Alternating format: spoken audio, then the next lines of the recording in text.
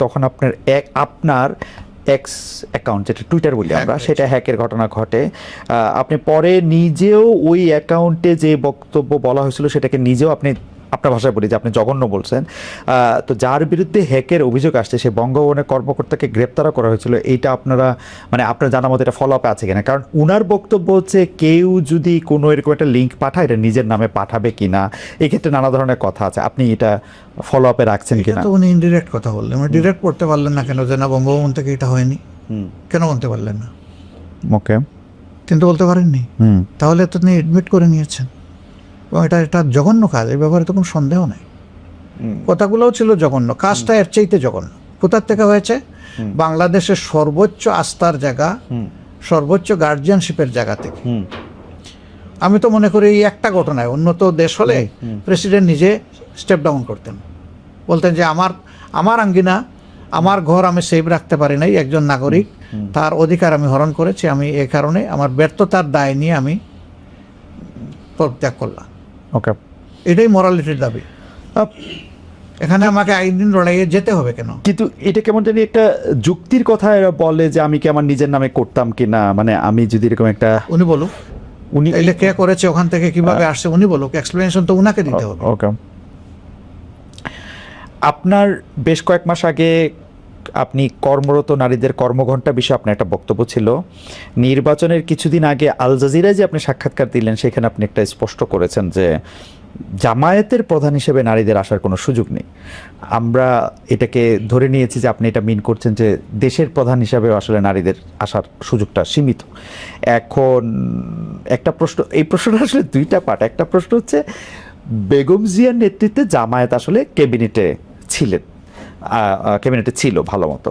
আরেকটা প্রশ্ন হচ্ছে যে আমি করতে করতে দেখতেছিলাম যে ফাতেমা জিন্নাহ যখন 1964 সালে আইয়ুব খানের বিরুদ্ধে লড়ছিলেন তখন আশরাফ আলী থানভীর নেতৃত্বে একাধিক আলেম এই মত পোষণ করছিলেন যেহেতু কোরআনে রানী বিলকিসের কথা আছে এবং তার মুসলমান হওয়ার পরও তার বাদশাহী যাওয়ার কথা নাই সেখানে পড়ে। আমিও যতটুকু বুঝছি, উনার কথা আমি যতটুকু বুঝছি যে আসলে মানে রাষ্ট্রপ্রধান বা সরকার প্রধান হওয়ার ক্ষেত্রে নারীদের বাধা নাই। দুইটা অ্যাসপেক্টে যদি আপনি বলেন, একটা পলিটিক্যাল অ্যাসপেক্ট, একটা থিওলজিক্যাল অ্যাসপেক্ট। বিলকিসের কথা বলি, সাবার রানী ছিলেন। জি, সাবার রানী, জি, সাবার রানী ছিলেন।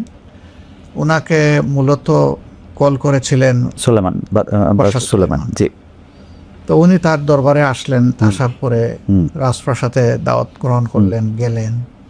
তারপরে তার মানে রানীগিরি ছিল না, এটার কোরআনে নাই, এই পর্যন্ত কিন্তু চ্যাপ্টারটা ক্লোজ, সূরা আমল, এবং এইটার কোনো অথেন্টিক হিস্ট্রিও নাই আমাদের সামনে, আমাদের কাছে নাই পর্যায়ে কি হয়েছে না। রাইট। সুতরাং সেটাকে আমরা রেফারেন্স আকারে এখানে নিতে পারছি না। ওকে। আর তিনি ছিলেন মূলত অগ্নিপূজক। তো এটা তো বিশ্বে অনেক জায়গায় সেটা ছিল তখনকার আমলে, পরবর্তী যুগেও ছিল। যেমন এখনকারীরা তাদের অবস্থাটা ওই রকম দাচের একটা বিষয় ছিল, কিন্তু পরবর্তীতে তারা যখন তাদের অ্যানসেস্টর যারা ইসলাম কবুল করেছে তারা তখন ওইটা থেকে বের হয়ে এসেছে। তো সেটাকে আমি রেফারেন্স হিসেবে নিতে রাজি না। ওকে, ফেয়ার এনাফ। এখন আর রিজালু কাওয়ামুনা আলান নিসা, কেন আল্লাহ সেটার ব্যাখ্যা দিয়েছেন যে নারী জাতির বেশ কিছু দায়িত্ব পুরুষকে পালন করতে হয়, কিন্তু পুরুষের কোনো দায়িত্ব নারীকে পালন করতে হয় না। ওকে। নারী যদি কোনো ব্যবসা করে, স্বামী পুরুষ লোকটি এখানে কোনো হক দাবি করতে পারে, কিন্তু পুরুষের যে অ্যাসেট আছে সেখানে নারীর অংশ আল্লাহ তাআলা নির্ধারিত করে দিয়েছেন। কেন? তাদের এই দায়িত্বটা তোমাকে নিতে হবে। আমি কোন দৃষ্টি থেকে বলেছি? আমি বলেছি কোরআন যেটা বলেছে সেটা, আমার কোনো কথা না। এখন কোরআনের আইন তো মানব জাতির জন্য, শুধু মুসলমানদের জন্য না, এবং শুধু মানব জাতির জন্য না, আল্লাহর অল ক্রিয়েশনের জন্য কোরআন। সারা সৃষ্টির মধ্যে সামঞ্জস্য এবং শৃঙ্খলা বিধানের এইটা হচ্ছে গাইডবুকটা হচ্ছে কোরআন। তো সেই কোরআন আল্লাহ তাআলার ভার্ডিক্ট, আমি তো আমার মত বলি নাই, আল্লাহ তাআলা যা বলেছেন আমি তাই বলেছি। ওকে। এখন আপনি বলতে পারেন যে তাইলে কি নারীরা ওই জায়গায় আসতে পারবে না? হ্যাঁ, দেখেন রিয়েলিটি দেখেন। আপনি আমেরিকায় আছেন না? আমেরিকা স্বাধীন হওয়ার কত বছর হয়েছে? মানে 200 সামথিং বছর। জি। একজন নারী হয়নি। কেন? সেখানে কি যোগ্য নারী নাই? কিন্তু আবার ইংল্যান্ডে হয়েছে, আরো অন্যান্য জায়গায় হয়েছে, কিন্তু এখন আমেরিকাতে হয় নাই। এখনকার দুনিয়ার সবচেয়ে বড় শক্তিশালী দেশ যেটা, সেই দেশে নারীরা কি কোনোদিন কম্পিটিশনে আসে নাই? আসছে। আসছে কিন্তু ফেল করছে কিন্তু দুইবার। তারা তাদেরকে আমেরিকাবাসী সিলেক্ট করে নাই। রাইট। কেন করে নাই? এই জব তারা দিতে পারে। তবে আমরা তাদেরকে একটা বিচক্ষণ বুদ্ধিমান জাতি হিসাবেই দেখতে পাই, ওকে। সাহসী হিসাবেও তো সেখানে দেখেন এটা হয়নি। তো যুক্তিতে আপনি গেলে কি দেখবেন? একজন মা যখন চাইল্ড বেয়ারিং হবে তখন কি একজন সুস্থ সক্ষম পুরুষের মতো তিনি সব ফিজিক্যাল অ্যাক্টিভিটি করতে পারবেন? পারবেন না। যদি তিনি পারতেন তাহলে ম্যাটারনিটি লিভের দরকার হতো। ম্যাটারনিটি লিভটা দেওয়া হয় কি জন্য? এটা তার ডিউ, এটা তার হক, এটা তার অধিকার। তার অধিকার, এটা কোনো তার প্রতি কোনো প্রিভিলেজ না, ব্লেসিং না, এটা তার পাওনা। তো এই জায়গা থেকে আমরা মাদেরকে আল্লাহ রসুল সাল্লাল্লাহু আলাইহি ওয়াসাল্লামের জমানায় সর্বোচ্চ যতটুকু সম্মান দিয়েছেন তা আমরা দেওয়ার। ওকে। যেমন ধরেন যে আল্লাহ রসুল যুদ্ধে মহিলাদেরকে নিয়ে গেছে, আল্লাহ রসুল ক্রিটিক্যাল টাইমে মহিলাদের পরামর্শ নিয়েছেন। হুদাইবিয়ার সন্ধি সব পুরুষ সাহাবীরা সরে গেছে মনের দুঃখে কষ্টে, রাসূল করিম সাল্লাল্লাহু আলাইহি ওয়াসাল্লাম থেকে দূরে সরে গিয়ে কান্নাকাটি করতেছে। সেই সময় তিনি যাকে সঙ্গিনীর সাথে নিয়ে গেছেন গিয়ে জিজ্ঞেস করছেন, তুমি কি বলো? বলছে, আপনি কি আপনার সঙ্গীদের উপর আস্থা হারিয়ে ফেলেছেন? আল্লাহ রাসূল, কোনো কারণ নাই। আপনি যা করার জন্য তাদেরকে বলছেন আপনি আগে সেটা শুরু করে দেন, দেখবেন সবগুলো আপনাকে ফলো করবে। এবং এক্স্যাক্টলি তাই হয়েছে। তো দেখেন কত ক্রিটিক্যাল টাইম ছিল। ও আপনি যদি আমাদের দর্শকদের জন্য একটু পরিষ্কার করতেন, উনি কি তার কোনো আত্মীয় ছিলেন নাকি? না না, আত্মীয় কেন, তার স্ত্রী। ও, তার স্ত্রীর পরামর্শ রয়েছে, তার স্ত্রীর পরামর্শ। আমি সেটা একটু বলছি, মানে আল্লাহ রসুল বদর যুদ্ধ ছাড়া যত যুদ্ধে অংশগ্রহণ করেছেন সব যুদ্ধে স্ত্রীদেরকে নিয়ে গেছেন সাথে।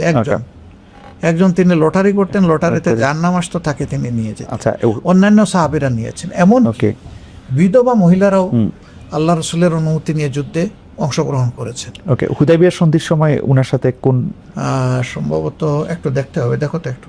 আচ্ছা, আমাকে সাহায্য করবো। জি। তো ধরেন, আচ্ছা, মানে উনি এরপরে ওহুদের যুদ্ধে দেখেন, ওহুদের যুদ্ধের সময় সবচেয়ে ক্রিটিক্যাল টাইমে রসুলের প্রতিপক্ষ যারা ছিলেন তারা কিন্তু একদম কাছে, একদম হাত দিয়ে ছোঁয়ার জায়গায় চলে আসছে।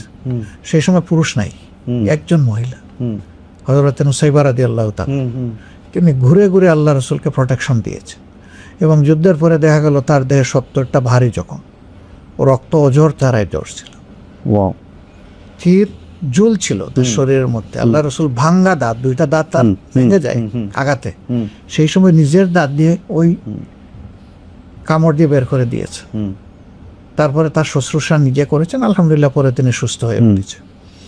তো মহিলারা এত ঝুঁকিপূর্ণ কাজে যেখানে দায়িত্ব পালন করেছে, তাহলে সমাজের সব জায়গায় তারা পারবেন না কেন? তো আল্লাহ তাআলা সীমারেখা এটা আমাদের জন্য নির্ধারণ করে দিয়েছেন। পুরুষের জন্যও কিছু সীমা আছে, মহিলাদের জন্যও কিছু সীমা আছে। এটা মানলে কারো কোনো লস নাই। তবে হ্যাঁ, এটা কারো উপর চাপাইয়া দেওয়ার কোনো জিনিস না। ওকে, ফেয়ার এনাফ। আমার মনে হয় আপনি যদি এখন পলিটিক্যাল আসপেক্টটা বলতেন, 2001 থেকে 2006 পর্যন্ত আপনারা জোট সঙ্গী, মানে বেগম খালেদা জিয়া সে সময় প্রধানমন্ত্রী ছিলেন, তখন তাকে আমরা নেতা হিসাবে মানলাম কেন? হ্যাঁ, এই প্রশ্ন আসবে স্বাভাবিক।